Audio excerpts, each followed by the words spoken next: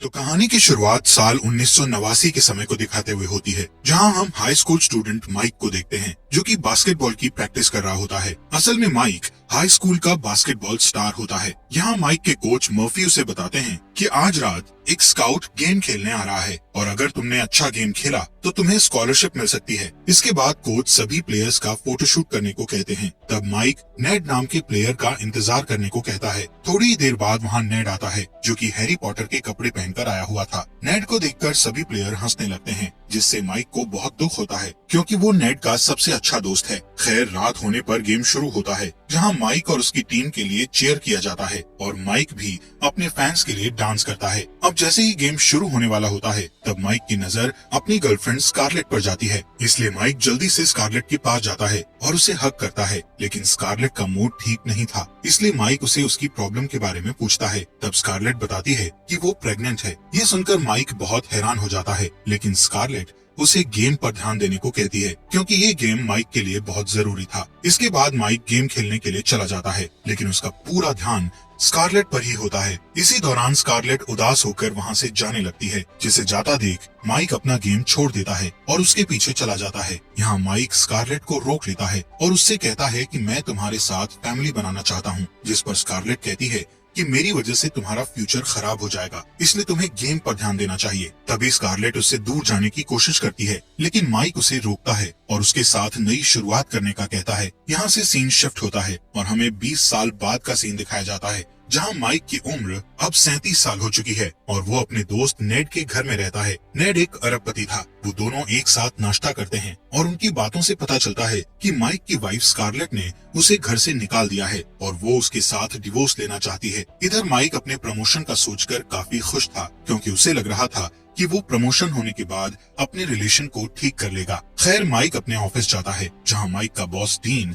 Mic की जगह एक लड़की का प्रमोशन कर देता है। इस बात से माइक डीन से लड़ने लगता है और उसे कहता है कि मैं पिछले 16 साल से इस कंपनी में काम कर रहा हूँ और तुमने कुछ महीने पहले आई उस लड़की को प्रमोशन दे दिया। माइक गुस्से में जॉब छोड़ देता है और अपने बच्चों को लेने के लिए स्कूल चला जाता है। ये वही स्कूल था जिसमें माइक पढ़ा करता था। माइक सबसे पहले स्कूल के बास्केटबॉल कोर्ट में जाता है और वहाँ लगी अपनी फोटो को देखकर अपने पुराने दिन याद करने लगता है। तभी उसकी नजर स्कूल के बूढ़े जेनिटर पर जाती है। माइक उस जेनिटर से कहता है कि मेरा बचपन बहुत अच्छा था, काश मैं फिर से अपने बचपन में वापस लौट पाता। ये सुनकर जेनिटर उससे पूछता है कि क्या तुम कुछ और करना चाहते थे, जिस पर माइक उदास होते हुए हाँ में जवाब देता है। इस बात पर जेनिटर मुस्कुराने लगता है। तभी माइक की बेटी मैगी अपने दोस्तों के साथ वहाँ आती है, जिस दौरान माइक देखता है कि वो बूढ़ा जेनिटर अचानक से गायब हो गया है। खैर, माइक इस बात पर ज्यादा ध्यान नहीं देता है। इसके बाद वो अपने बेटे एलेक्स और मैगी को आइसक्रीम खिलाने के लिए ले जाता है, जहाँ एलेक्स और मैगी अपने आप में बिजी रहते हैं और माइक से बात नहीं कर रहे होते हैं। असल में वो दोनों अपने पेरेंट्स के अलग होने वाली बात से खुश नहीं थे।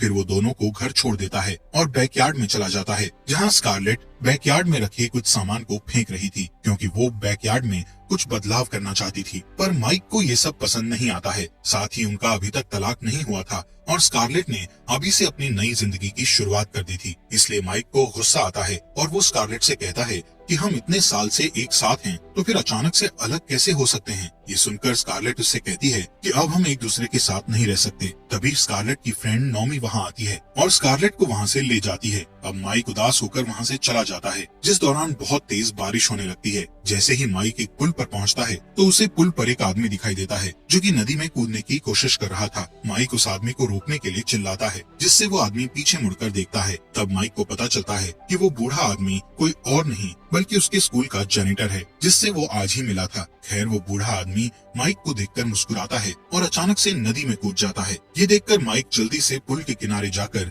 नीचे पानी में देखने लगता है, जिस दौरान उसे एक झटका लगता है और वो नदी में पड़ रही एक भंवर में जाकर गिर जाता है। पर किसी तरह वो नदी से बाहर आ जाता है और सीधे नेड के घर पहुंचता है। यहाँ सबसे पहले वो शावर लेने के लिए जाता है। तब वो मिरर में खुद को देखकर चिल्लाने लगता है। असल में माइक उस नदी में गिरने के बाद 17 साल का हो गया था।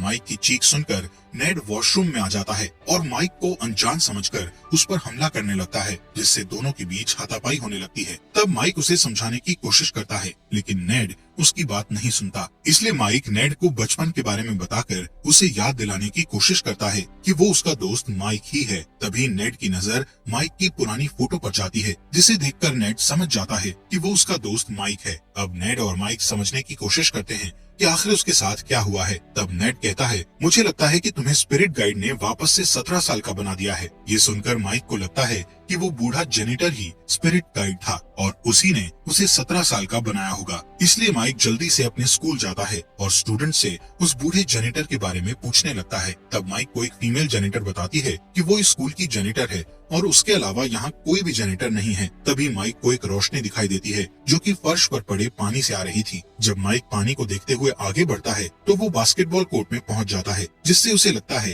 कि शायद उसे भगवान ने एक और मौका दिया है ताकि वो अपनी जिंदगी को दोबारा से शुरू कर सके। इसलिए सबसे पहले वो नेड के पास जाता है और उसे बताता है कि मैं हाई स्कूल में फिर से पढ़ना चाहता हूँ। इस बात पर नेड मना करता है, पर माइक ने डिसीजन ले लिया था, इसलिए नेड को उसकी बात माननी पड़ती है। जिसके बाद नेड और माइक हाई स्कूल जाते हैं, जहां नेड माइक को अपना बेटा बनाकर उसका एडमिशन करवाता है और माइक को नया नाम देकर उसे मार्क बुलाता है। यहाँ नेड जब प्रिंसिपल जेन को देखता है तो उसे जेन से प्यार हो जाता है, इसलिए वो इसके साथ फ्लर्ट करने लगता है, लेकिन माइक उसे खींचकर बाहर ले जाता है। माइक बहुत ही अजीब कपड़े पहने हुए था, इसलिए स्टूडेंट्स उसके कपड़ों को देखकर हंसने लगते हैं, इसलिए नेड उसे शॉपिंग कराता है। अगले दिन माइक अच्छे कपड़े पहनकर एक स्पोर्ट्स कार से स्कूल आता है, जिससे उसे सभी देखने लगते हैं। इसके बाद माइक अपनी क्लास में जाता है, जहां उसके पास स्कारलेट का फोन आता है। असल में आज उनके डिवोर्स की सुनवाई थी, पर माइक इस हाल में कोर्ट नहीं जा सकता था, इसलिए वो स्कारलेट से झूठ बोलता है कि वो देश से बाहर आया हुआ है। इसी बीच एक चीयर लीडर लड़की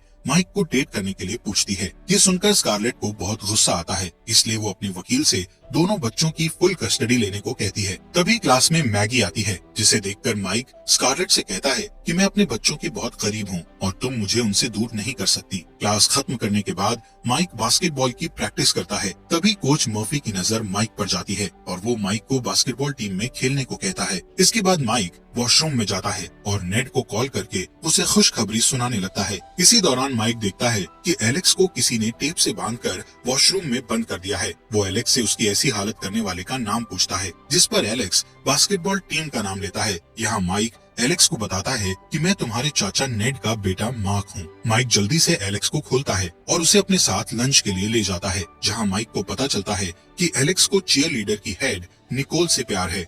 इसी बीच स्टैन नाम का लड़का अपनी बास्केटबॉल टीम के साथ आता है, जो छोटे बच्चों के लंच छीनकर उन्हें परेशान करता है। तब एलेक्स बताता है कि स्टैन मैगी का बॉयफ्रेंड है और उसे हमेशा परेशान करता है। तभी स्टैन माइक और एलेक्स के पास आता है और एलेक्स को धक्का दे देता है। तब माइक स्टैन की इंसल्ट करता है, जिससे सभी स्टूडेंट्स स्टैन पर हंसने लगते हैं। स्कूल के बाद माइक नेड के घर जाता है और दुखी होकर उसे बताता है कि मेरे बेटे को सब परेशान करते हैं और मेरी बेटी एक बदमाश लड़के को डेट कर रही है, इसलिए माइक अब अपने बच्चों की मदद करने का सोचता है। अगले दिन वो स्कारलेट के घर जाता है और एलेक्स की बास्केटबॉल स्किल्स देखकर उसे अपनी बास्केटबॉल टीम में खेलने का कहता है। इसी बीच स्कारलेट और नॉमी वहाँ आती हैं। स्कारलेट जब माइक को देखती है तो उसे वो अपने पति की तरह दिखाई देता है, इसलिए वो माइक का चेहरा पकड़कर उसे देखने लगती है। तब नॉमी स्कारलेट को खींचकर घर में ले जाती है और उसे किसी और के साथ डेट करने की सलाह देती है। ये सुनकर माइक गुस्से में नॉमी के ऊपर बॉल फेंक देता है और फिर उससे माफी मांगता है, जिस पर नॉमी उसे डांटकर अंदर चली जाती है। अगले दिन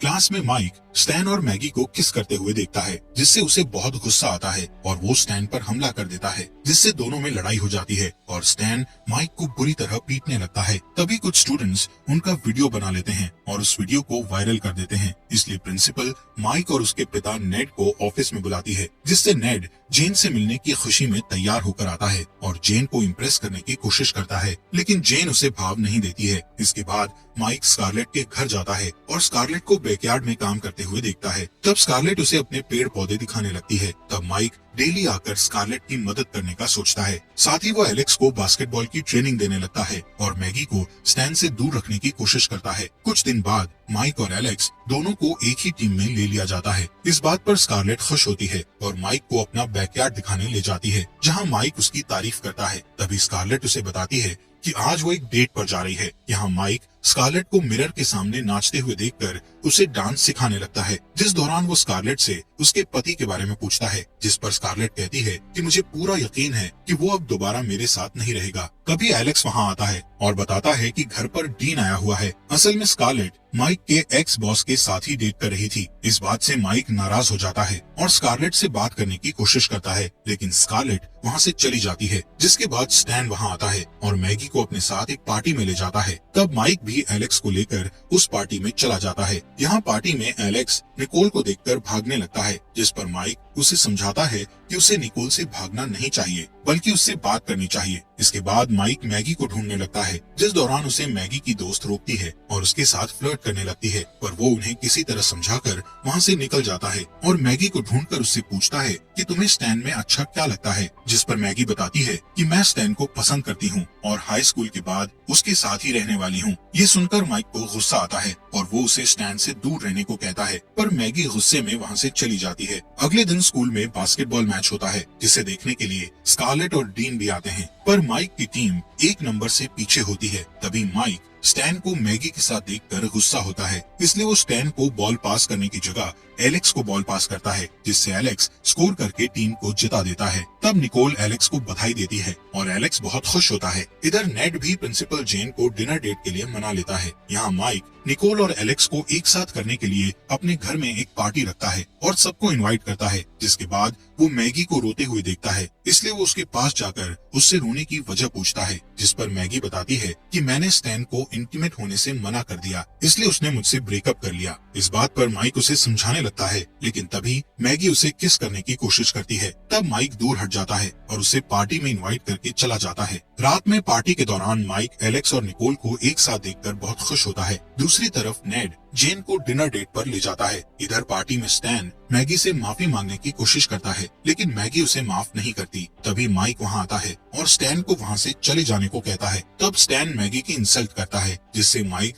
गुस्से में स्टैन पर हमला करता है, लेकिन स्टैन माइक के फेस पर मारकर उसे बेहोश कर देता है। जब माइक की आंख खुलती है तो वो अपने आप को मैगी के साथ एक रूम में पाता है, जहाँ मैगी उससे किस करने की कोशिश करती है, लेकिन माइक तुरंत पीछे हट जाता है क्योंकि मैगी उसी की बेटी है। वो मैगी को समझाते हुए कहता है कि मैं किसी और से प्यार करता हूँ। ये सुनकर मैगी वहाँ से चली जाती है। इधर स्कारलेट एलेक्स की तलाश में नेड के घर जाती है, जहाँ माइक उसे एलेक्स और निकोल के बारे में बताता है। थोड़ी देर बाद नेड और जेन वहाँ आते हैं। तब नेड अपने घर की हालत देखकर बहुत गुस्सा होता है और जेन की मदद से सभी स्टूडेंट्स को वहाँ से निकाल देता है। तभी स्कारलेट और माइक एलेक्स और निकोल को किस करते हुए देखते हैं। तभी माइक भी स्कारलेट को किस कर लेता है, जिससे स्कारलेट गुस्से में आकर उसे थप्पड़ मार देती है और वहाँ से चली जाती है। जिसके बाद माइक उसका पीछा करता है और उसे बताता है कि मैं मार्क नहीं बल्कि तुम्हारा पति माइक हूँ, लेकिन स्कारलेट उसकी बात पर यकीन नहीं करती और चली जाती है। इसके बाद जेन नेड से कहती है कि यही कारण है कि मैं स्टूडेंट्स के पेरेंट्स को डेट नहीं करती, और जेन भी वहाँ से चली जाती है। इधर माइक नेड से माफी मांगता है, जिस पर नेड भी उसे थप्पड़ मार देता है। अगली सुबह नेड अपने घर को साफ करता है, जबकि माइक